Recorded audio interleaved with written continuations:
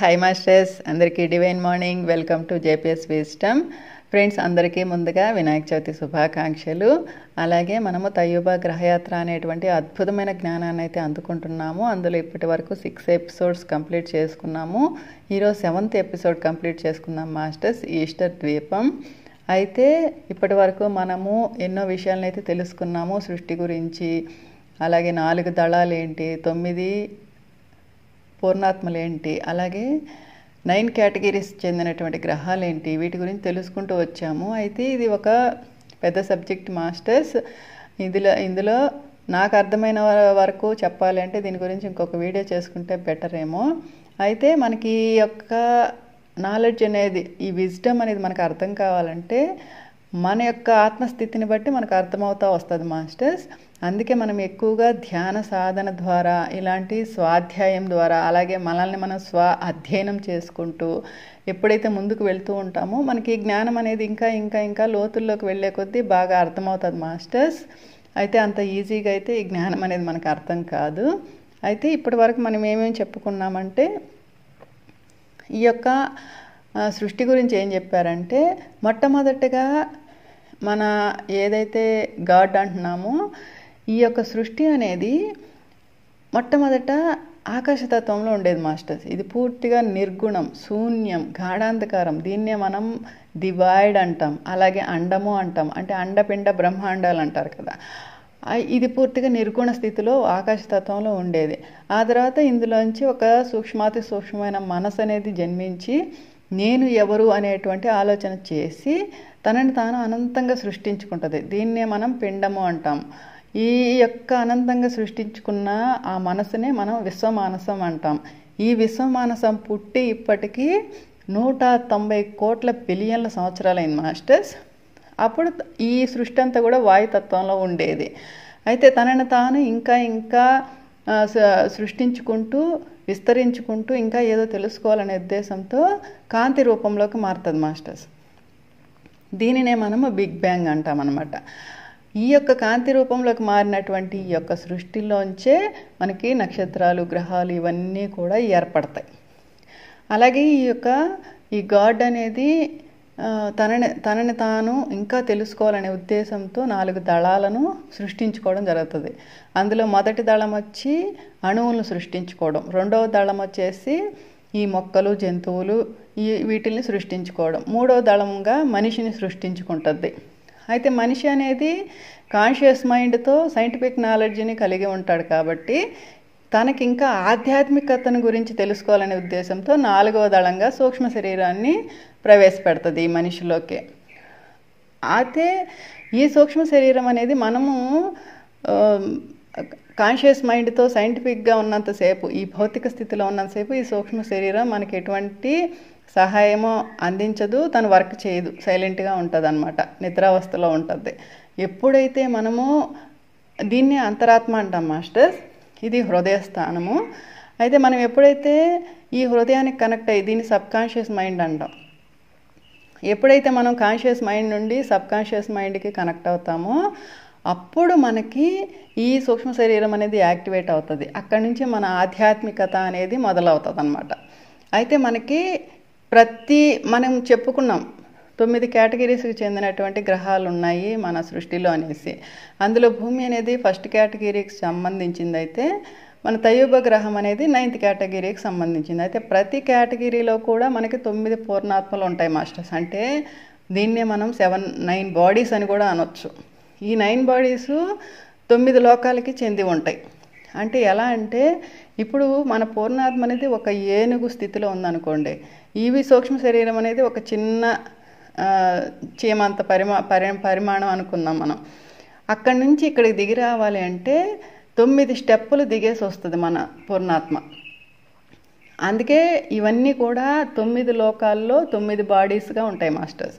అంటే వీళ్ళని ఎలా చెప్పాలంటే, physical body, etheric body, mental body, intuitional body, ఆత్మిక్ బాడీ, అలాగే cosmic body, divine body, causal body, super causal body, ఇలా 9 ఉంటాయన్నమాట. అయితే ప్రతి కేటగిరీకి కూడా ఈ 9 శరీరాలు ఉంటాయి మాస్టర్స్.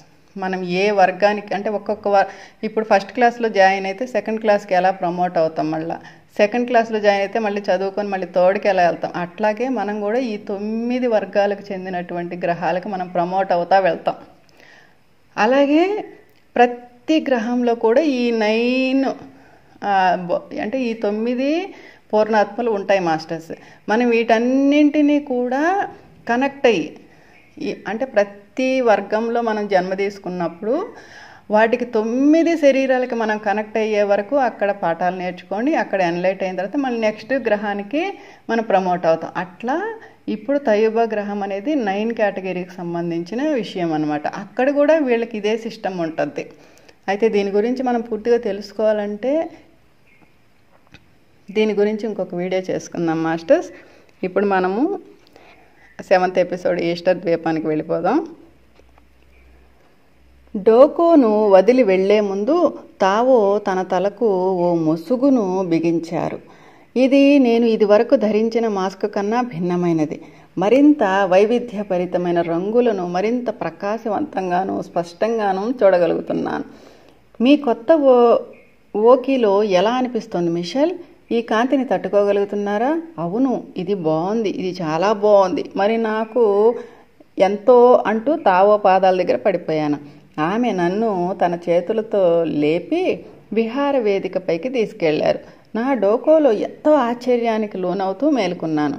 నా భుజానికి దెబ్బ తగిలింది. నా చేయి దానంతటా అదే అక్కడికి చేరుకొని నిమిరింది. నేను ఎంతగానో విచారిస్తున్నాను మిషెల్, కానీ ఇది అవసరం. తావో ముఖంలో పశ్చాత్తాప భావన కనబడుతోంది. నాకేం జరిగింది?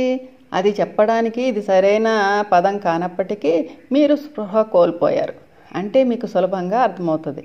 ఈ సౌందర్యానికి మైమర్చిపోయారు. మీ కొత్త ఓకి మా గ్రహంపై ఉన్న 50% వర్ణ ప్రకంపనలను అనుమతిస్తోంది. అదే ఇది వరకు మీరు వాడినవైతే కేవలం 20%కి పరిమితమైంది. కేవలం 20%? ఇది ఆశ్చర్యంగా ఉంది. ఆ అద్భుతమైన రంగుల సీతాకొక్క చిలకలు, పుష్పాలు, వృక్షాలు, సముద్రాలు నేను స్పృహ కోల్పోవడంలో ఆశ్చర్యమేమీ లేదు. నాకు బాగా గుర్తుంది. ఫ్రాన్స్ నుంచి న్యూ కాలడోనియా వరకు చేసిన ప్రయాణంలో మేము తాహితీ ద్వీపానికి వెళ్ళాము. అక్కడికి మా కుటుంబం మరి స్నేహితులతో అధికారులు వెళ్ళాము. ఆ ద్వీపవాసులు కూడా చాలా చక్కగా చూడముచ్చటగా ఉన్నారు. వారు తమ ఎండుగడ్డి టోపీలతో సరస్సుల ఒడ్డున ఎరుపు, పసుపు, నారింజ, ఊదారంగు, భోగన్విల్లా మందారాల మధ్య మనోహరమైన దృశ్యాన్ని నిర్మించారు. దాని చుట్టూరా అంతంగా కత్తిరించబడిన పచ్చిక, కొబ్బరి చెట్ల నిలువెత్త సౌందర్యం ఆ ప్రదేశాన్ని ద్విగుణీకృతం చేస్తోంది. ఈ వర్ణరంజితమైన దృశ్యాలకు నేపథ్యంగా నీలి సముద్రం నిలిచింది. పర్యటనలో ఆ రోజల్లా పొందిన ఆనందానుభూతులను నా కళ్లకు అత్యంత మైకం కమ్మిన రోజుగా మా పత్రికలో వర్ణించాము. నిజంగానే ఆ ద్వీపం, దాని పరిసరాలు, సముద్రం యొక్క ప్రకృతి సౌందర్యం నన్ను ఎంతగానో కట్టిపడేసినప్పటికీ ఇప్పుడు ఈ గ్రహంపై చూస్తున్న మహత్తరమైన సౌందర్యంతో పోలిస్తే శూన్యమని ఒప్పుకోక తప్పదు. తావో నా వివరణ అంతా చిరునవ్వుతో ఆసక్తిగా విన్నారు. నా నుదిటిపై చేయి వేసి చూసి, విశ్రాంతి తీసుకోండి మిషెల్, మీరు స్వస్థత పొందాక నాతో పాటు రావచ్చు.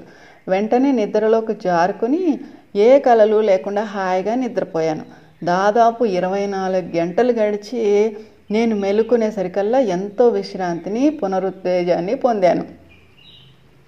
ఇక్కడ తావో ఉన్నారు. లటోలి మరి బియాస్ట్రా కూడా వచ్చి చేరారు. నాకు నేను వ్యాఖ్యానించిన అనంతరమే తమ సాధారణ పరిమాణాన్ని తిరిగి పొందారు. అలా రూపాంతరం చెందడానికి బహుకొద్ది సమయమే పడుతుంది మిషెల్. అయితే అదంత ముఖ్యం కాదు. ఇవాళ మేము మా దేశంలో ఒక ముఖ్యమైన దాన్ని చూపించి కొందరు ప్రముఖులకు పరిచయం చేయాలనుకుంటున్నాము అంటూ లటోలి నా సమీపానికి చేరి సరిగ్గా తావో గిల్లని చోట నా భుజాలపై చేతివేళ్లతో స్పర్శించారు. తక్షణమే బాధ మటుమాయమై శ్రేయోదాయకమైన ప్రకంపనలు నా నిలువెల్లా ప్రవహించాయి. కొత్త మాస్క్తో పాటు చిరునవ్వు బదులు ఇచ్చారు. బయటికి వెళ్తే ఇప్పటికీ నేను ఆ కాంతి తీవ్రతను తట్టుకోలేక ఓరకంటితో చూడాల్సి వస్తోంది. లటివోగ్గా పిలవబడే మా విహార వేదికను ఎక్కమని తావో సంజ్ఞ చేశారు. మిగిలిన వారు ఆకాశంలో స్వేచ్ఛగా విహరిస్తూ రావడాన్ని ఎంచుకున్నారు. వారు నిస్సందేహంగా గాల్లో ఊగిసలాడుతూ వెళ్ళే మా వాహనాన్ని ఓ ఆటలా భావించి ఉంటారు. ఈ గ్రహవాసులు నిరంతరం ఆనందంగా ఉన్నట్లు కనిపిస్తున్నారు. ఇక్కడ నిజానికి నేను చూసిన వారిలో గంభీరంగా ఉన్నవారంటే నేను వారి దయపై ఆధారపడి ఉన్నప్పటికీ ఆ 7 తావోరీలే. నీటిపై కొన్ని మీటర్ల ఎత్తులో అత్యంత వేగంతో మేము ఎగరసాగాము. నా ఉత్సాహం ఉరకలు వేస్తుంటే అలవాటు పడడానికి తరచూ నా కళ్ళు మూసుకొని కోలుకోవాల్సి వస్తోంది. ఇప్పటికి నేను దీనికి చక్కగా అలవాటు పడిపోయినట్లు కనిపిస్తోంది. అయితే ఈ విషయం తావోకు అర్థమై ఉంటే 70% కాంతిని గ్రహించేది కానీ అంతకన్నా మిన్నవి కానీ ఇచ్చేవారు కదా. ప్రధాన భూభాగం యొక్క తీరానికి మేము వేగంగా చేరుకున్నాము. అక్కడ నలుపు, ఆకుపచ్చ, నారింజ, బంగారు రంగుల సముద్ర శిలలపై అలలు ఎగసిపడుతున్నాయి. మిట్ట మధ్యాహ్నం వేళ బంగారు సూర్యుడి కిరణాలు నిటారుగా రాళ్లపై పడుతుంటే కెరటాలు ఎగసిపడుతూ వచ్చి ఆ రాళ్లను ఢీకొంటున్న దృశ్యం నా మనోఫలకంపై చెరగని ముద్ర వేసింది. కాంతి మరి వర్ణాల సమ్మేళనంతో భూమిపై ఉన్న ఇంద్రధనస్సు కన్నా 100% పారదర్శకంగా, కాంతివంతంగా హరివిల్లు వెళ్ళి విరిసింది. మేము దాదాపు 200 మీటర్ల ఎత్తుకు చేరుకొని ఆ ఖండంపై ప్రయాణించడానికి సాగిపోయాము. రకరకాల జంతువులు తిరుగాడుతున్న మైదానంపై నుంచి తావో నన్ను తీసుకెళ్ళసాగారు. కొన్ని 2 కాళ్లతో ఆస్ట్రిచ్లా, మరికొన్ని 4 కాళ్ల జీవులు, ఏనుగుల్లాగే రెట్టింపు పరిమాణంలో ఉన్న జీవులను చూశాను. హిప్పోపోటమాస్లతో పాటుగా ఉన్న పశు సంతతిని కూడా గమనించాను. ఈ ఆవులు సరిగ్గా మన భూమిపై ఉన్న ఆవుల్లాగే ఉన్నాయి.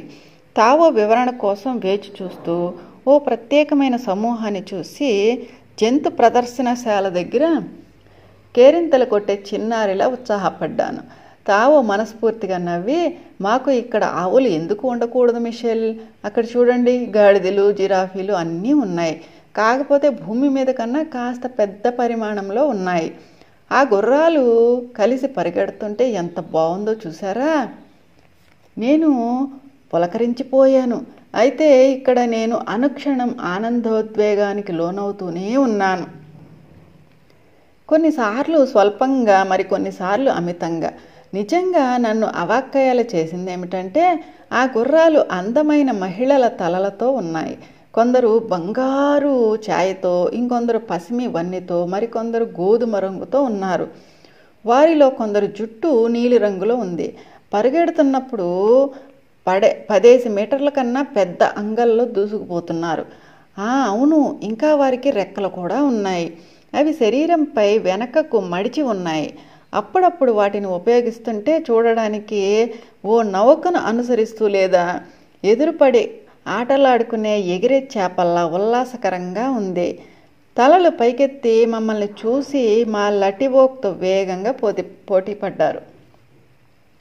తావో మా వేగాన్ని, వెత్తును తగ్గించి మాకు కొన్ని మీటర్ల దూరంలో ఉన్న వారిని చేరుకోవడానికి అవకాశం కల్పించారు. నా ఎదుట ఎన్నెన్నో అద్భుతాలు కొలువై ఉన్నాయి. వారిలో కొందరు మానవ భాషను పోలిన భాషలో మాతో అరిచారు. నా 3 సహచరులు అదే భాషలో సమాధానం ఇచ్చారు. ఆ పరస్పర భావ వ్యక్తీకరణ ఎంతో సౌమ్యంగా, సామరస్యపూర్వకంగా ఉంది. మేము వారికి అంతెంత ఎత్తులోనే ఉన్నాము.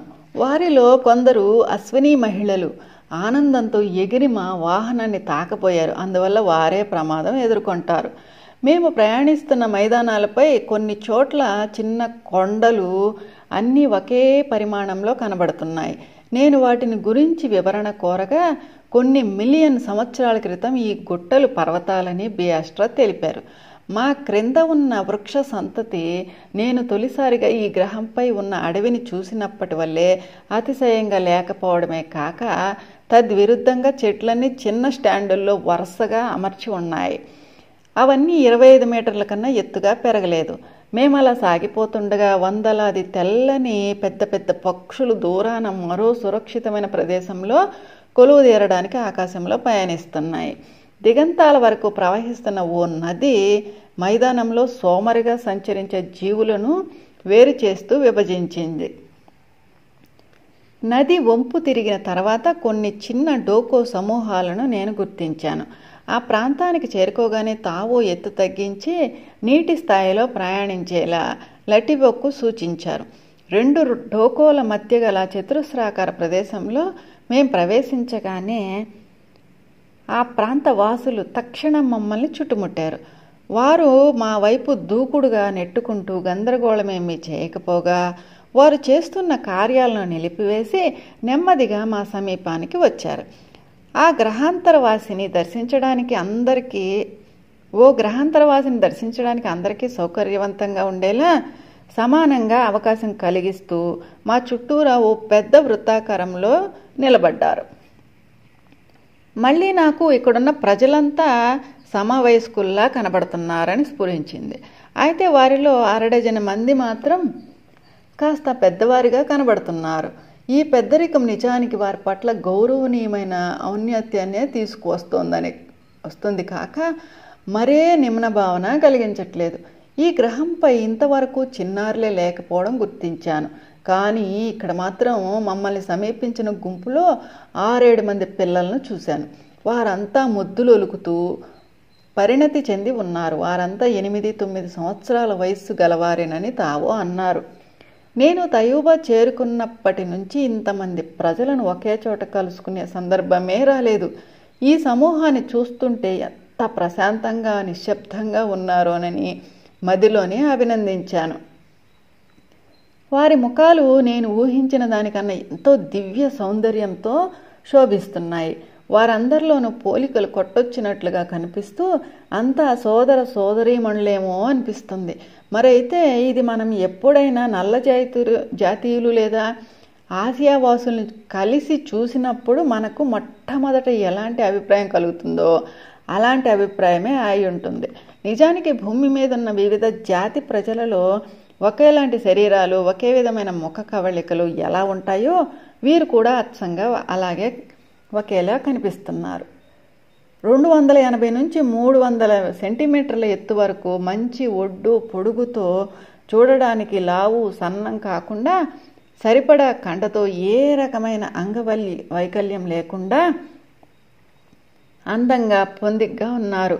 మామూలు మగవారి కన్నా వీరి నడుము కింది భాగం కాస్త విశాలంగా ఉన్నట్లు కనిపిస్తోంది. అయితే వారిలో కొందరు పిల్లలకు జన్మనివ్వటం వల్ల అలా ఉన్నారనే సమాధానాన్ని ఇచ్చారు తావు. అందరూ జలపాతం లాంటి కురులను కలిగి ఉన్నారు. ఎక్కువ మంది బంగారు రంగు జుట్టు, కొందరు ప్లాటినం లాంటి శ్వేతవర్ణం, ఇంకొకరు రాగి రంగు, అతి కొద్ది మంది మాత్రమే పొగాకు రంగు వెంట్రుకలు కలిగి ఉన్నారు. తావో బియాస్ట్రాల్లాగే కొందరికి పై పెదవిపై నూనూగు మీసం ఉంది. అది కాకుండా ఈ మనుషులకి శరీరంపై మరెక్కడా ఒక్క వెంట్రుక కూడా లేదు.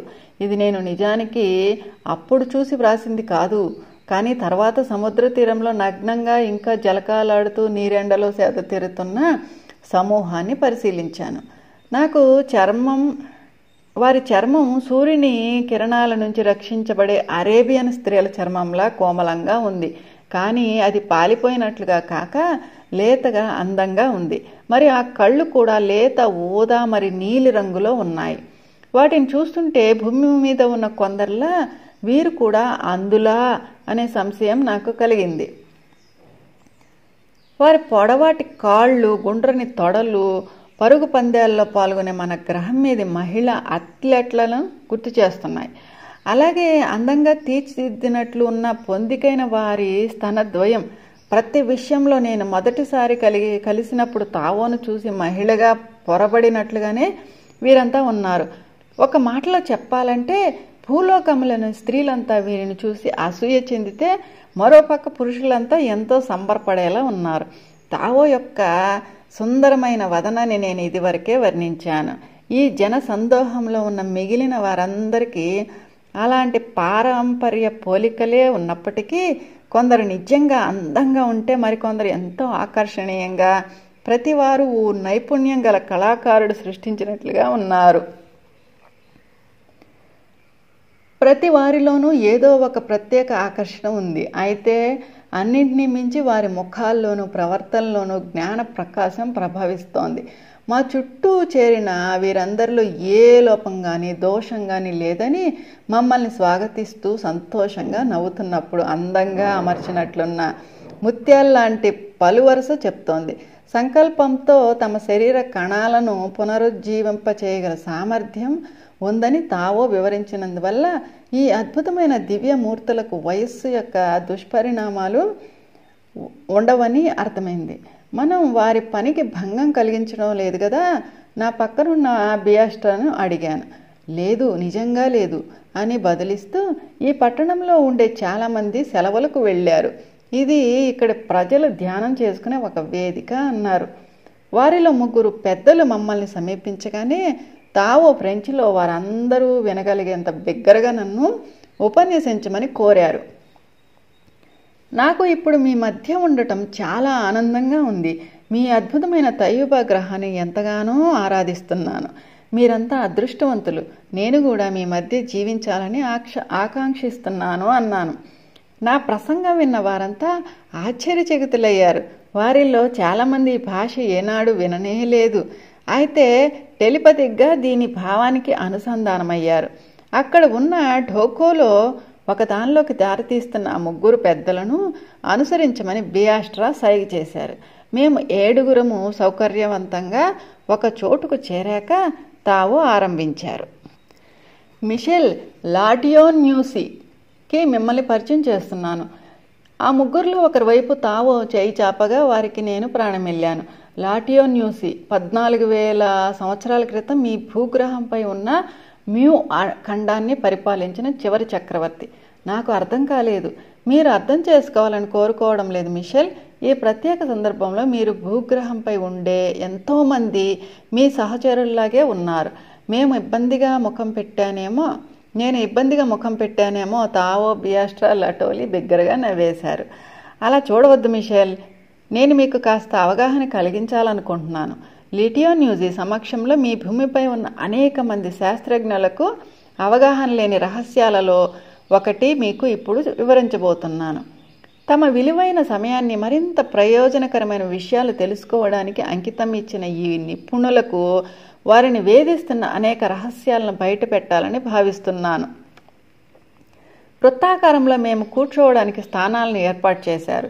లాటియోన్యూసి పక్కన తావో కూర్చుంటే వారి ఎదురుగా నేను కూర్చున్నాను.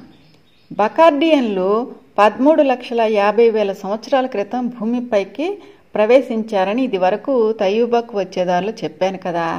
ఆ తర్వాత 3,35,000 సంవత్సరాల క్రితం భయంకరమైన ఉపద్రవం ముంచుకొచ్చి సముద్రాలు ఉప్పొంగి ద్వీపాలు మరి ఖండాలు కూడా ఏర్పడ్డాయి.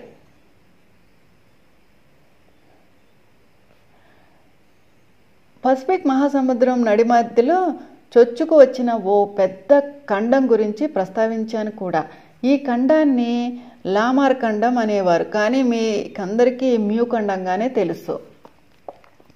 ఇది నిజానికి మొదట ఒకటిగానే ఆవిర్భవించినప్పటికీ 2000 సంవత్సరాల తర్వాత భూకంప ప్రభావానికి 3 ప్రధాన ఖండాలుగా రూపాంతరం చెందింది.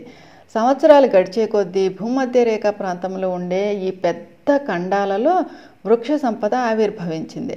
పచ్చిక పెరిగి అడవులు నెలకొనడంతో క్రమంగా ఉత్తర అమెరికా నుంచి మ్యూతో అనుసంధానమయ్యే అతి సన్నని భూసంధి కూడా జంతువులు వలసరాసాగాయి. ఎన్నో ఉపద్రవాల దుష్పరిణామాలను జాగ్రత్తగా ఎదుర్కొని అవగాహనకు వచ్చిన పసిమి మేని ఛాయ జాతివారు నౌకలను నిర్మించుకొని సముద్రంపై అన్వేషణ జరిపిన మొట్టమొదటి మానవులు. దాదాపు 3,00,000 భూతల సంవత్సరాల క్రితం వీరు మ్యూ ఖండానికి వాయువ్యం ప్రాంతంలో అడుగుపెట్టి నెమ్మదిగా ఓ చిన్న కాలనీగా ఏర్పడ్డారు. ఈ కాలనీ శతాబ్దాల కాలంలో విస్తరించింది. ఇదంతా వివరించడానికి చాలా సమయం పట్టడమే కాకుండా అది మనకు ఈ పరిస్థితుల్లో అప్రస్తుతం కూడా. కనుక ఈ వివరణ అంతా తృణీకరిస్తున్నాను. మన ప్రయాణ సమయంలో మీ సౌర కుటుంబంలోకి చొచ్చుకుపోయి అంతర్గ్రహాల పరిశోధన కోసం RMO*3 అనే గ్రహం దగ్గర ఆగిపోయి నమూనాలను సేకరించాం కదా.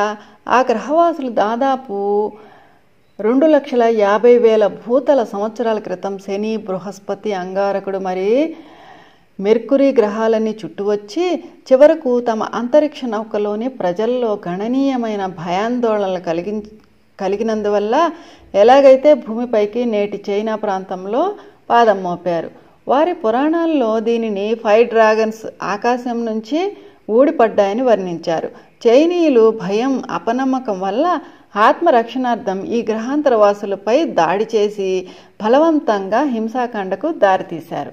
సాంకేతికంగా పురోగమించడమే కాకుండా ఆధ్యాత్మికంగానూ అభివృద్ధి చెంది మారణ హోమాన్ని అసహించుకునే అహింసాపరులైన RMO*3 గ్రహవాసులు అక్కడి నుంచి నిష్క్రమించి మరో ప్రాంతాన్ని అన్వేషిస్తూ సాగిపోయారు.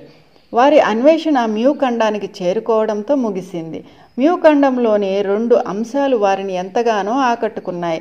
మొదటిది పూర్తిగా నిర్మానుష్యంగా అందమైన ప్రకృతితో అలరారుతుండడం. రెండవది అక్షాంశాలు సరిగ్గా ఉండి నిజమైన స్వర్గాన్ని తలపించడం. వారంతా చైనీయులతో జరిగిన ఘర్షణ వల్ల చాలా జాగ్రత్తగా భూగ్రహవాసుల తీవ్ర స్వభావమైన విరోధాన్ని ఎదుర్కొని తిరోగమించేటప్పుడు ఒక స్థావరాన్ని ఏర్పరచుకోవడం ఉత్తమమని భావించారు. భూమిని అన్వేషించడానికి వారి ఉద్దేశాన్ని నేను ప్రస్తావించనే లేదు కదా. అధిక జనాభాతో అసౌకర్యంగా మారిన లక్షలాది RMO*3 గ్రహవాసులకు పునరావాసం కలిగించే ఉద్దేశంతో వారు అన్వేషణ ప్రారంభించారు. ఈ క్రమంలో ఎదురైన సమస్యలను ధైర్యంగా ఎదుర్కోవాలని నిశ్చయించుకున్నారు. కనుక ఒకవేళ భూలోకవాసుల నుంచి ప్రతికూలత ఎదురైతే తిరుగుముఖం పట్టి ముందు ఒక స్థావరం ఏర్పాటు చేసుకోవాలని నిర్ణయించారు. అది కూడా భూగ్రహంపై కాకుండా సురక్షితం, అతి సమీపమైన చంద్రమండలం పైన. 50 సంవత్సరాల పాటు చంద్రునిపై స్థావరాలు ఏర్పరచుకోవడంలో మునిగిపోయి ఆ తర్వాత కానీ మ్యూ ఖండానికి వలస మొదలు పెట్టలేదు. మ్యూకు వాయువ్యంగా ఏర్పడిన చైనీస్ కాలనీ కాల ప్రవాహంలో కొట్టుకుపోయింది. అందువల్ల మ్యూ ఖండం ఆశాంతం పరిపూర్ణంగా వారి వశమైంది. పట్టణాలు, కాలువలు మరి విశాలమైన రహదారులు, పాదచారుల కోసం కాలిబాటులు అన్నీ వెనువెంటనే నిర్మించే పని ప్రారంభించారు. సాధారణంగా వారి ప్రయాణ సాధనం మన లటివోక్ కాకుండా ఎగిరే రథం. ఆ గ్రహం నుంచి వారు సునకం, ఆర్మిడెల్లో మరి వరాహాలను దిగుమతి చేసుకున్నారు. అది వరకు అవి కేవలం RMO*3 గ్రహానికే పరిమితమై ఉండేవి. వారు దిగుమతి చేసుకున్న జంతువులను గురించి చెప్పినప్పుడు మా ప్రయాణ సమయంలో RMO*3 గ్రహంపై ఆగినప్పుడు కుక్కలు, పందులను చూసి నేను ఎంత ఆశ్చర్యానికి లోనయ్యానో నాకు జ్ఞాపకం వచ్చింది.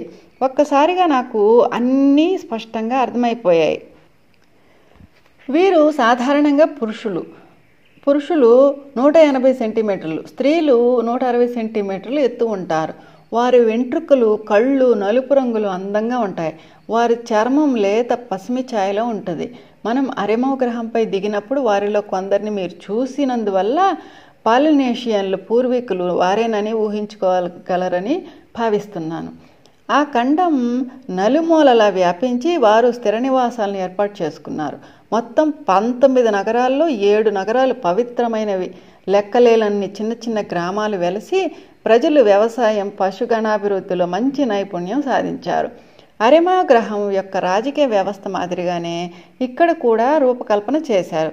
ఒక దేశాన్ని సక్రమంగా పరిపాలించాలంటే ప్రభుత్వ అధినేతగా రాజకీయ పార్టీలకు అతీతంగా చిత్తశుద్ధి కలిగి తమ దేశం కోసం నిజాయితీగా కష్టపడి పనిచేయగలిగిన 7 మహనీయులను నియమించాలని చాలా కాలం క్రితమే వారంతా అవగాహనకు వచ్చారు.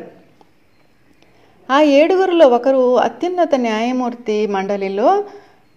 ఈయన ఓటుకు రెట్టింపు విలువ.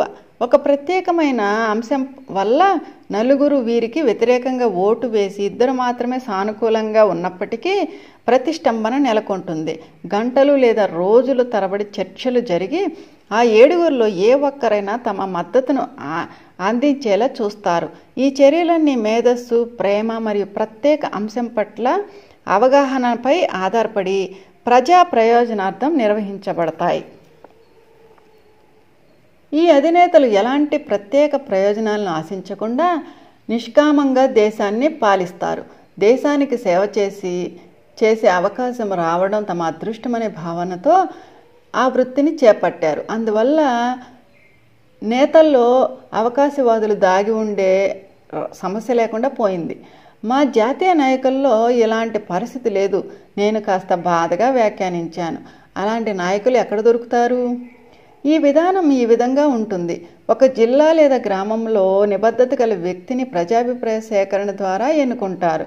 తప్పుడు ప్రవర్తన లేదా దురభిమాన ధోరణితో ఉన్న వారిని ఎట్టి పరిస్థితుల్లోనూ ఎన్నుకోరు. ఎన్నుకోబడిన వ్యక్తి అన్ని విధాలుగానూ తన చిత్తశుద్ధిని నిరూపించుకోవాల్సి ఉంటుంది. తర్వాత ఆ వ్యక్తి తన పొరుగు గ్రామాల్లోనూ తనలాగే ఎన్నుకోబడిన ఇతర ప్రజాప్రతినిధులతో పాటుగా సమీపంలో ఉన్న పట్టణానికి వెళ్ళి అక్కడ జరిగే తదుపరి ఎన్నికల్లోనూ ఎంపిక కావాల్సి ఉంటుంది. ఉదాహరణకు అక్కడ 60 గ్రామాలు ఉంటే ప్రజల చేత ఎన్నుకోబడిన వారు 60 మంది ఉంటారు. వీరంతా వారు చేసిన వాగ్దానాలను నిలబెట్టుకుని తమ చిత్తశుద్ధిని నిరూపించుకోవాలి. దేశం నలుమూలల నుంచి ఎన్నుకోబడిన ప్రతినిధులు అంతా ఆ దేశ రాజధానిలో కలుసుకుని సమావేశం అవుతారు. వారంతా 6 బృందాలుగా విభజించబడతారు. ప్రతి బృందానికి ఒక నిర్దిష్ట సమావేశ మందిరం కేటాయించబడుతుంది. ఆ తదుపరి మరో 10 రోజులు ఈ బృందాలన్నీ కలిసికట్టుగా చర్చలు, సమావేశాలు జరుపుతారు. విందు వినోదాల్లో పాల్గొంటారు. కార్యక్రమాలు, ప్రదర్శనలను తిలకిస్తారు. చివరకు ఆ సమూహ నాయకుడిని ఎన్నుకుంటారు. ఒకవేళ 60 మంది ప్రజాప్రతినిధులు ఉంటే 10 మందిలో మళ్ళీ ఇదే ప్రక్రియ ద్వారా 7గురిని ఎన్నుకుంటారు. ఈ 7గురు నాయకుల నుంచి అత్యున్నత న్యాయమూర్తి ఆవిర్భవిస్తారు. ఆయనకు రాజు అనే బిరుదు ఇవ్వబడుతుంది. అంటే అతను గణతంత్ర రాజు అన్నమాట అన్నాను. తావో నా వ్యాఖ్యలకు చిరునవ్వు నవ్వితే లాటియోన్యూజీ మాత్రం చిరుకోపంగా చూశారు. ఒక రాజును ఈ విధంగా ఎప్పుడు ఎన్నుకుంటారంటే కేవలం అంతకుముందు పాలించిన రాజు తన వారసుని ప్రతిపాదించకుండా మరణించినప్పుడు, లేదా వారసునిగా ప్రతిపాదించబడిన వారు ఆ 7గురు నాయక మండలి చేత ఏకగ్రీవంగా అంగీకరించకపోయిన పక్షంలో మాత్రమే ఈ భూమిపై విశ్వాత్మ యొక్క ప్రతినిధి కనుక అతనికి రాజు అనే బిరుదు ఇస్తారు. అంతేగాక 10లో 9 పాళ్ళు అతను అంతకు ముందు పరిపాలించిన రాజు యొక్క పుత్రుడు లేదా సమీప బంధువు అయి ఉంటారు. అయితే ఇది రోమన్ల రాజకీయ పద్ధతి. అవును, నిజానికి అలాగే ఉంటుంది. అయితే ఆ రాజుతో ఏ మాత్రం నియంతృత్వ ధోరణి వ్యక్తమైన ఆయన నేతృత్వంలో ఉండే 7గురు సహచరుల మండలి చేత అతను తొలగించబడతాడు. అది సరే గాని మనం మళ్ళీ వెనకకు మరలి ఆ అరెమో ఇంటూ 3 గ్రహం నుంచి వచ్చిన వారి విషయానికి వద్దాం. సువాటు సంధికి అభిముఖంగా ఉన్న ఒక పీఠభూమిపై వారి రాజధాని నగరం నిర్మించుకొని దానికి సవనాశ అని నామకరణం చేశారు. 300 మీటర్ల ఎత్తులో ఉన్న ఆ పీఠభూమి నైరుతి మరియు ఆగ్నేయ దిశల్లో చెరో పర్వతాన్ని కలిగి ఉంది. మ్యూఖండంలో ఇదొక మహోన్నతమైన అంశం. అంతరాయం కలిగిస్తున్నందుకు నన్ను క్షమించండి తావో. ఇందాక మీరు భూమి తన అక్షంపై ఉపద్రవాలను ఎదుర్కొన్నప్పుడు చంద్రుడికి ఉనికి లేదు కనుక అక్కడ ఆశ్రయం పొందలేమని చెప్పారు కదా. మరి ఇప్పుడైతే ఆ వలసదారులు తమ సంరక్షణ స్థావరాలను చంద్రమండలంలో ఏర్పరచుకున్నారని ఎలా చెప్తున్నారు? ఆస్ట్రేలియాలో నల్ల జాతీయులు కాలు మోపినప్పుడు ఆ తర్వాత చాలా కాలం వరకు చంద్రుడు లేడు. దాదాపు 6 మిలియన్ సంవత్సరాల క్రితం భూమి చుట్టూ 2 చిన్న చంద్రులు ఉంటుండేవి. చివరకు అవి 2 ఢీకొన్నా అప్పటికింకా భూమిపై జనావాసం ప్రారంభం కానందువల్ల గొప్ప ఉపద్రవమే సంభవించినా కూడా ఏ ప్రాధాన్యత లేదని చెప్పుకోవచ్చు. దాదాపు 5 లక్షల సంవత్సరాల క్రితమే ప్రస్తుతం ఉనికిలో ఉన్న మంచి పరిమాణం కలిగిన చంద్రుణ్ణి భూమి ఉపగ్రహంగా పొందింది. అది మీ గ్రహానికి మరింత సమీపంగా పయనిస్తూ ఒక కక్షలోకి ప్రవేశించింది. చంద్రులతో తరచుగా ఇలాగే జరుగుతూ ఉంటుంది. ఇలాంటి సంఘటనలు ముందు ముందు మరిన్ని ఉపద్రవాలను ప్రేరేపిస్తాయి. భూమికి మరింత సమీపంగా పయనించడం అంటే అర్థం ఏమిటి తావో? అలా జరిగితే అవి ఢీకొనవా? అంతేకాదు అసలు చంద్రుడు అంటే ఏమిటి? నిజానికి ఢీకొనవచ్చు కూడా, అయితే తరచూ అలా జరగాలనేమీ లేదు. వాస్తవానికి చంద్రుడు అంటే తన సూర్యుని చుట్టూ సర్పిలాకారంలో మరింత దగ్గరగా తిరుగుతూ ఉండే ఒక చిన్న గ్రహం. చిన్న గ్రహాలు పెద్దవాటితో పోల్చినప్పుడు మరింత త్వరితగతిన తిరుగుతూ ఉంటాయి, ఎందుకంటే వాటి జడత్వ శక్తి తక్కువ గనక. వేగంగా తిరుగుతూ ఉండటం వల్ల చిన్న గ్రహాలు తరచూ పెద్ద గ్రహాలకు ఆకర్షించబడతాయి. అవి మరింత చేరువైనప్పుడు సూర్యుని కన్నా గ్రహం యొక్క గురుత్వాకర్షణ శక్తి నిస్సందేహంగా శక్తివంతంగా ఉంటుంది. చిన్న గ్రహం పెద్ద గ్రహం యొక్క కక్షలోకి ప్రవేశిస్తూ ఇంకా సర్పిలాకారంగానే పరిభ్రమించడం వల్ల ఎప్పుడో ఓ నాటికి ఢీకొనడం జరుగుతుంది. ఏంటి మీరు అనేది? పద్యాలు పాటల్లో అందమైన చందమామగా మేము మురిసిపోయే ఈ చంద్రుడు ఏదో ఓనాడు మా నెత్తిన కుప్పకూలుతాడంటారా తావో? అవును, ఏదో ఓనాడు. అయితే దానికి ఇంకా 190,000 సంవత్సరాల సమయం ఉందిలే. భయంతో బెంబేలెత్తిపోయిన నేను ఈ మాటతో ఉపశమనాన్ని పొందడంతో ఇదంతా చూస్తున్న నా అతిథేయుల అందరికీ వినోదంగా తోచి నవ్వసాగారు.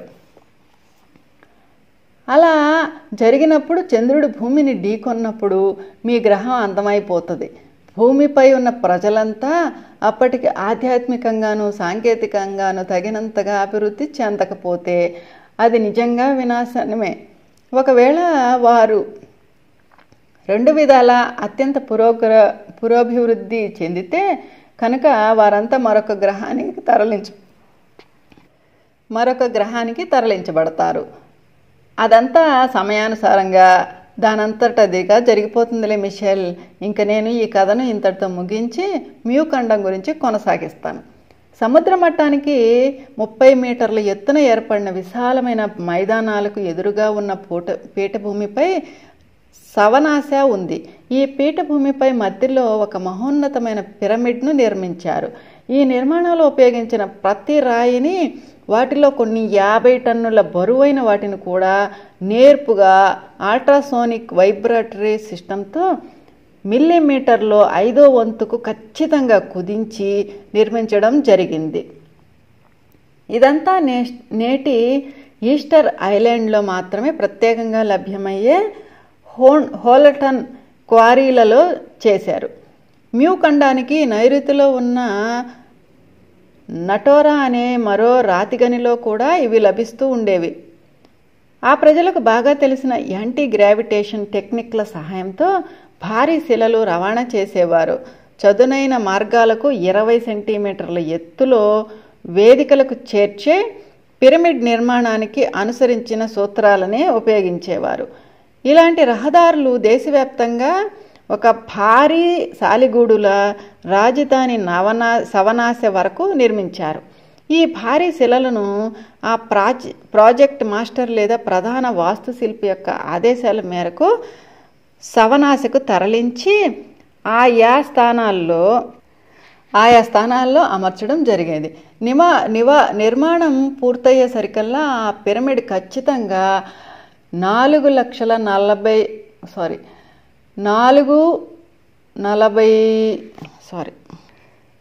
మీటర్ల 40 సెంటీమీటర్ల ఎత్తులో, మరి దాని 4 ద్వారాలు సరిగ్గా దిక్సూచి యొక్క 4 బిందువులలో ఉండేవి. ఇంతకీ ఆ పిరమిడ్ మహారాజ భవనం కోసమా లేక సమాధి కోసం ఉద్దేశించబడిందా? తరచూ నేను ప్రశ్నించినప్పుడల్లా వారందరి ముఖాలపై అదే చిరునవ్వు ప్రత్యక్షమవుతోంది. వాటికన్నా ఈ పిరమిడ్ మరెంతో ముఖ్యమైనది మిషెల్. అది ఒక సాధనం, అన్ని సాధనాలలాగే ఒక అపారమైన మహోన్నతమైన సాధనం అని ఒప్పుకుంటాను. అలాగే ఈజిప్ట్లోని చోప్స్ పిరమిడ్ కూడా. అయితే ఇది పరిమాణంలో చాలా చిన్నది. సాధనమా? దయచేసి వివరించండి తావో. నేను మీతో ఎక్కువ కాలం ఉండలేను, ఇది వాస్తవమే.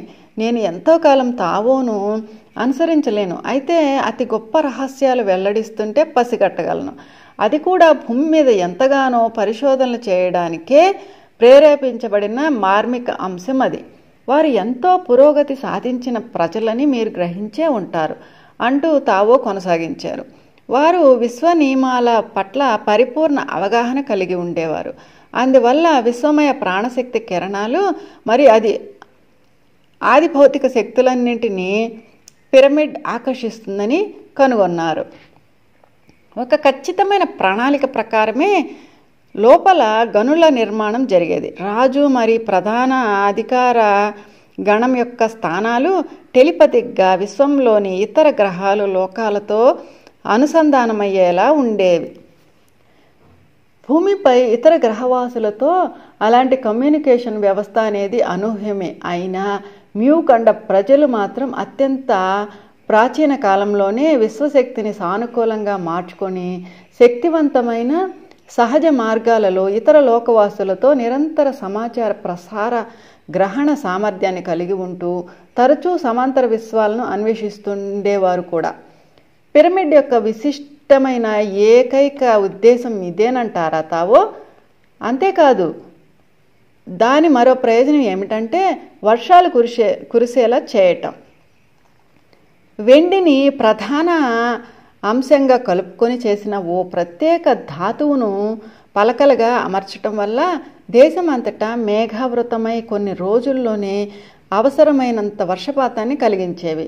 అందువల్ల ఆ ఖండాన్ని స్వర్గధామంగా మార్చడంలో వారు సఫలీకృతులయ్యారు. నదీనదాలు ఏనాడు అడుగంటలేదు. చదునుగా ఉన్న నేలపై నిరంతరం పొలాలు మైదానాలు దాటుకుంటూ ప్రవహిస్తూనే ఉండేవి. పంట పొలాలు ఫలవృక్షాలు విరగ కాసి సస్యశ్యామలంగా అలరారేవి. ప్రాంతాల వారీగా యాపిల్, మామిడి, నారింజ, కమలా పండ్లు మరెన్నో నేడు భూమిపై ఉనికిలో లేని విభిన్న రకాల ఫలాలు సమృద్ధిగా ఉండేవి. అలాంటి వాటిలో లైకోటి అనే ఓ పండు మెదడు యొక్క క్రియాశీలతను ఉత్తేజింపజేసి దాన్ని తిన్న వారిలో సృజనాత్మకతను పెంపొందించి అసాధ్యమనుకున్న సమస్యలను కూడా సులువుగా పరిష్కరించేలా చేసేది. ఇది ఓ ఔషధం కాదు, కేవలం ఒక ఫలం. అయితే ఋషులు దీనిని తీవ్రంగా ఖండించేవారు. అవి కేవలం మహారాజుల ఉద్యానవనాలలో మాత్రమే నాటేందుకు అధికారం ఉండేది. ఏ వ్యక్తి అయినా మనిషే గనుక ఆ పండు ఖండంలోనే పలు ప్రదేశాల్లో రహస్యంగా నాటబడింది. అయితే పండుతో పట్టుబడిన వారెవరైనా మ్యూరాజు యొక్క ఆజ్ఞలను ఉల్లంఘించినందువల్ల కఠినంగా శిక్షించబడేవారు. ప్రభుత్వం మరి ధర్మం యొక్క ఆచరణను విశ్వాత్మ యొక్క ప్రతినిధి అయిన రాజు ఖచ్చితంగా గౌరవించి అనుసరించాల్సి ఉండేది. అలాగే ఆరాధించవలసింది రాజును కాదు, ఎవరికైతే రాజు ప్రాతినిధ్యం వహిస్తున్నాడో వారిని అని తరోవ ప్రజలు భగవంతుడు ఆత్మ విశ్వం యొక్క ఏకైక సృష్టికర్తను విశ్వసించేవారు. వారు పునర్జన్మ సిద్ధాంతాలని నమ్మేవారు. భూగ్రహంపై ఎంతో కాలం క్రితం సంభవించిన గొప్ప సంఘటనల గురించి మనం చర్చించుకున్నట్లయితే మీరు మీ గ్రహ వాసులను చైతన్యవంతం చేయవచ్చు. భూమిపై ఒకప్పుడు అత్యుత్తమంగా వెల్లివిరిసిన నాగరికతల్లో ఒకటైన మ్యూ ఖండ నాగరికత గురించి సుదీర్ఘంగా విశదీకరించకుండా నేరుగా అసలు విషయానికి వస్తాను. సరే, 50,000 సంవత్సరాల తర్వాత మ్యూ జనాభా 80 మిలియన్లుగా పరిణమించింది. గ్రహం యొక్క పరిశోధనాంశాలను అన్వేషించడానికి సాహసయాత్రలు క్రమబద్ధంగా చేపట్టేవారు. ఈ సాహసయాత్రల కోసం వారు ఫ్లయింగ్ సాసర్లను పోలిన ఎగిరే నౌకలను ఉపయోగించేవారు. ఆ గ్రహం యొక్క జనాభాలో ఎక్కువ శాతం నల్లవారు, పసుపు ఛాయవారు కాగా శ్వేత జాతీయులు మాత్రం ఆరంభంలోనే సాంకేతిక అవగాహన లోపంతో మందగించారు. నిజానికి బకరాటియన్లు మరి అరెమో గ్రహవాసుల వలస కాలంలో ఈ శ్వేత జాతీయులు అల్పసంఖ్యలో భూమిపైకి చేరుకున్నారు. వీరు అట్లాంటిస్గా మీరు ఎరిగిన ఖండంపై స్థిరపడ్డారు. అయితే భౌతిక ఆధ్యాత్మిక కారణాలతో ఈ నాగరికత పూర్తిగా విఫలమైంది. భౌతిక కారణాలంటే ఏమిటి? ప్రకృతి వైపరీత్యాలు సాంకేతికంగా పురోగమించిన వారి పట్టణాలన్నింటినీ ఈ విపత్తులు సర్వనాశనం చేశాయి. ఈ విషయాన్ని నేను పునరుద్ఘాటించాలి. గ్రహం యొక్క పరిశోధనాంశాలను అన్వేషించే ముందే మ్యూ వాసులు సవనాశ పిరమిడ్ ద్వారా పరిశోధన జరిపారు. తత్ఫలితంగా ఎగిరే నౌకలను న్యూగినియా, దక్షిణ ఆసియా ప్రాంతాలకు అంటే మ్యూకు పశ్చిమంగా పంపి కాలనీలను ఏర్పాటు చేశారు. అదే సమయంలో దక్షిణ మరియు మధ్య అమెరికాల్లోనూ కాలనీలను ఏర్పాటు చేశారు. ముఖ్యంగా వారు ఏర్పరచుకున్న చిన్న కాలనీలే రాను రాను పెద్ద పట్టణాలుగా మారాయి. టిటికాకా సరస్సు సమీపంలో మీ పురావస్తు శాస్త్రజ్ఞుల తయుక్వానోగా పిలుస్తున్న ప్రాంతం ఇదే. ఆ కాలంలో ఆండీస్ ఇంకా ఉనికిలోకి రాలేదు. పర్వతాలు కూడా ఆ తర్వాత కొంతకాలానికి ఏర్పడ్డాయని మీకు ముందు తెలుస్తుంది. తయుక్వానో దగ్గర ఒక భారీ ఓడరేవును నిర్మించారు. అప్పట్లో ఉత్తర మరి దక్షిణ అమెరికాలు సమాంతరంగా ఉండేవి. చివరకు లోతట్టు సముద్రానికి అనుసంధానిస్తూ నేటి బ్రెజిల్ ఉన్న ప్రాంతంలో పసిఫిక్ మహాసముద్రంలో ఒక పెద్ద కాలువను నిర్మించారు. ఇది అట్లాంటిక్ మహాసముద్రంతో కూడా అనుసంధానమై ఉండటం వల్ల ఒక సముద్రం నుంచి మరో సముద్రానికి రాకపోకలు సాగి అట్లాంటిస్ ఖండంలోనూ నివాసాలను ఏర్పరచుకున్నారు. కానీ వారికి ఎగిరే నౌకలు ఉండేవని చెప్పారు కదా తావో, వాటిని ఎందుకు ఉపయోగించలేదు వారు? కాలువను తవ్వుకున్నారంటే వారు పడవలను వాడుకొని ఉండాలి, అవునా? వారి ఎగిరే నౌకలను నేడు మీరు విమానాలను ఉపయోగిస్తున్నట్లుగా వాడేవారు. మరి అత్యంత బరువైన సామగ్రిని తరలించడానికి వ్యతిరేక గురుత్వాకర్షణ యంత్రాలను ఉపయోగించేవారు. నేను ఇదివరకే చెప్పానుగా, వారు అట్లాంటిస్ ఖండంలోనూ స్థావరాలను ఏర్పరచుకున్నారు. అయితే మ్యూ ఖండం నుంచి కొత్తగా వచ్చిన ప్రభుత్వం యొక్క ధర్మాలను అంగీకరించలేని అట్లాంటిస్లోని చాలామంది శ్వేతజాతీయులు ఉత్తర ఐరోపాకు వలస వెళ్ళారు. ఈ తెల్లవారు ఆవిరి మరి గాలి ద్వారా పనిచేసే తమ సముద్రపు ఓడల్లోని తరలి వెళ్ళారు. నిజానికి ఆవిరి శక్తిని మొట్టమొదటిగా కనిపెట్టింది తెల్లవారే. దాన్ని చరిత్ర పూర్వమే కనిపెట్టారని మీరు అనుకుంటున్నారు కదా. ఆ రోజుల్లో బ్రిటన్ ఒక ద్వీపం కాదు, ఉత్తర ఐరోపాతో జత కలిశాక అప్పటికి ఇంకా జిబ్రాల్టర్ జలసంధి ఏర్పడినందువల్ల ఆఫ్రికా దక్షిణ ఐరోపా వరకు విస్తరించింది. అట్లాంటిస్లోని అనేక మంది శ్వేతజాతీయులు ఉత్తర ఆఫ్రికాకు వలస వెళ్ళి ఆ ప్రాంతపు నలుపు పసుపు జాతితో జతకట్టారు. ఇంకా దాంతో ఉత్తర ఆఫ్రికాలో అంతర సంకరణం సృష్టించబడి కొత్త జాతులు పుట్టుకొచ్చి వేలాది సంవత్సరాలుగా మీకు తెలిసిన బర్మన్లు, ట్వారిట్లు మరికొందరు జాతులు మనుగడ సాగిస్తున్నారు. ఆ కాలంలో మేము భూమిని తరచూ సందర్శించేవాళ్ళము. సందర్భానుసారంగా మేము మ్యూరాజును సందర్శించడానికి ప్రత్యక్షంగా వెళ్ళినప్పుడు వారి సమాచారం మేరకు లేదా అభ్యర్థన ప్రకారం మేము కొత్త కాలనీలను కూడా వీక్షించేవాళ్ళం. మ్యూ ప్రజలు కొన్నిసార్లు ఇండియా లేదా న్యూగినియా వంటి దేశాల్లో అప్పటికే మనుగడలో ఉన్న వారి నాగరికతకు వ్యతిరేకంగా తమ నాగరికతను ఇనుమడింప చేయడంలో చాలా ఇబ్బందులు ఎదుర్కొన్నారు. అప్పట్లో మేము ఆకారంలో కాస్త భిన్నంగా ఉండే వాహనం అంటే మనం వచ్చిన వాహనం వంటి దాన్ని ఉపయోగించి స్వేచ్ఛగా బహిరంగంగా ప్రజల మధ్యకు వస్తుండేవాళ్ళం. ఎల్లప్పుడూ భారీ ఆకారం మరి ప్రకాశవంతమైన సౌందర్యంతో ఉండే మేము భౌతికంగా ఆధ్యాత్మికంగా ఏమాత్రం ఎదగని ఆ ప్రజల దృష్టిలో నిజానికి కొందరు నరమాంస భక్షకులే అప్పటికీ కూడా దేవుళ్ళుగా ఆమోదింపబడ్డాము. మా లక్ష్యం ఏమిటంటే ఆ వలసవాదుల దృష్టిని మేము స్నేహపూర్వకమైన దేవతలుగా ఆకట్టుకుని వారి అభివృద్ధికి, విశ్వాసాలకు, ధర్మాచరణకు అవరోధంగా మారే యుద్ధాలను నిరోధించడం. ఆ కాలంలో మేము తరచూ వారిని సందర్శించడం వల్ల అగ్నిరథాల్లో దేవుళ్ళు స్వర్గం నుంచి భూమిని సందర్శించేవారిని భూమిపై పురాణాలు వర్ణించాయి. మ్యూ ప్రజలతో మాకు సన్నిహిత సంబంధాలు ఉండేవి. ఇప్పుడు నేను ధరించిన శరీరాన్ని పోలిన నా సూక్ష్మ శరీరం అప్పట్లో అస్తిత్వంలో ఉండేది. కళాకారులు, శిల్పులు మాకు చాలా విలువ ఇచ్చేవారు. వారు తమ రాజును సంప్రదించి వారి సమ్మతంతో మమ్మల్ని అమరులను చేసే కార్యానికి పురిగొల్పారు. హోల్టన్ ఈస్టర్ ఐలాండ్లోని భారీ విగ్రహాలు వారి కళాత్మకతకు నిలువుటద్దాలు. ఆ కాలంలో వారి నాగరికతలో మహోత్కృష్టమైన పరిమాణం మరి ఆకారంలో మీరు అద్భుతమైనవని వర్ణించే గొప్ప శిల్పాలను నెలకొల్పారు. ఆ విధంగా నా విగ్రహం చెక్కబడింది. అవి పూర్తి అయిపోయి అతి పెద్ద వేదికలపై సవనాశకు తరలించడానికి సిద్ధంగా ఉన్నాయి.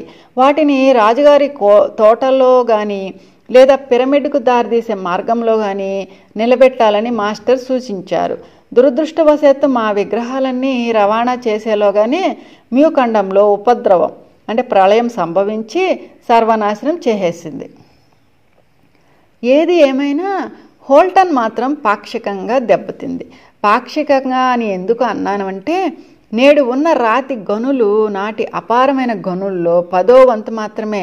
మా విగ్రహాలు తయారు చేసిన ప్రాంతం ప్రళయం నుంచి సురక్షితంగా ఉంది.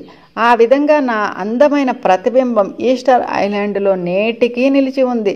మీరు నన్ను ఈస్టర్ ఐలాండ్లో శిల్పం రూపంలో కలగన్నారని చెప్పినప్పుడు అది నేనేనని ధృవపరిచిన మీరు మాత్రం అలాంటి పోలికలు గల శిల్పం అనుకున్నారు.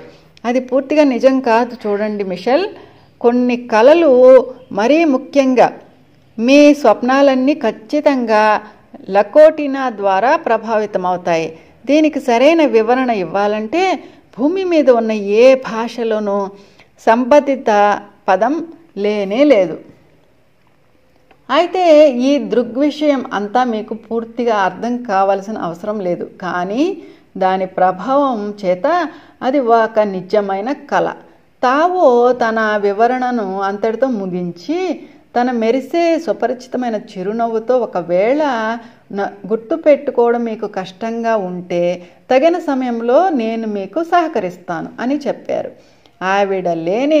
ఆవిడ లేచి నిలబడడంతో మిగిలిన వారంతా ఆమెను అనుసరించారు. ఓకే మాస్టర్స్, ఈరోజు ఈ ఎపిసోడ్ కంప్లీట్ చేసుకున్నాము. రేపు మనము 8th ఎపిసోడ్ సైకోస్పియర్ గురించి తెలుసుకుందాము. శ్రద్ధగా విన్నందుకు థ్యాంక్ యూ.